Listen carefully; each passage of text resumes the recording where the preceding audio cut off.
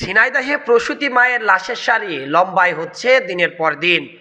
পরিস্থিতি সামাল দিতে জেলা স্বাস্থ্য বিভাগ হাঁপিয়ে উঠেছে। ৬টি ক্লিনিকের অপারেশন থিয়েটার বন্ধ করে দিলেন সিভিল সার্জন অফিস। ঝিনাইদহে ডাক্তারের হাতে রোগীর মৃত্যুর খবর এখন যেন একেবারেই সাধারণ একটা ব্যাপার হয়ে দাঁড়িয়েছে।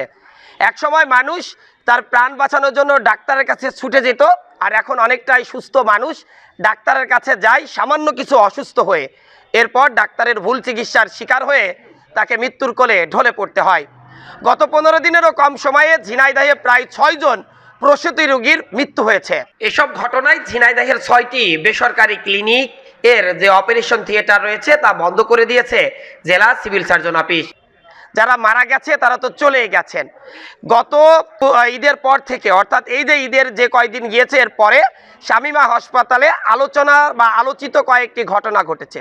এর মধ্যে হরিণাকুণ্ডুর একজন রোগী মাত্র 22 বছর বয়সে সিজার করতে এসে তার প্রাণ হারায়। এরপর চাঁদপুর গ্রামের, অর্থাৎ এই শৈলকুপা উপজেলার ফুলহরি ইউনিয়নের যে চাঁদপুর গ্রাম রয়েছে, সেই চাঁদপুর গ্রামের আমিন বিশ্বাসের স্ত্রী লিপি খাতুন তিনি হাসপাতালে যান সিজার করতে। সেখানে তাকে সিজার করতে গিয়ে ডাক্তার শামীমা তার কিডনি নালি কেটে ফেলেন। এরপর তার মৃত্যুর সাথে পাঞ্জা লড়তে থাকেন এই লিপি খাতুন। এরপর তার স্বজনরা দ্রুত সময়ের মধ্যে তাকে ঢাকাতে নিয়ে গেলে ঢাকার একটি বেসরকারি হাসপাতালে এখন আইসিইউতে মৃত্যুর দিনক্ষণ গুনছেন এই অসহায় লিপি খাতুন।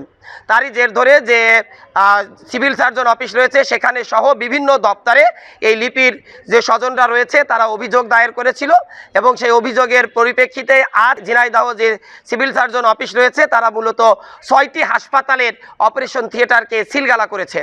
এর মধ্যে বহুল আলোচিত জেলা শহরের শামীমা ক্লিনিক, হাবিবা ক্লিনিক, স্মৃতি ক্লিনিক, ইম্পেরিয়াল হাসপাতাল, হাবিবা ডায়াগনস্টিক সেন্টার এবং সদর হাসপাতালের সামনে আলোচিত পপুলার ডায়াগনস্টিক সেন্টার।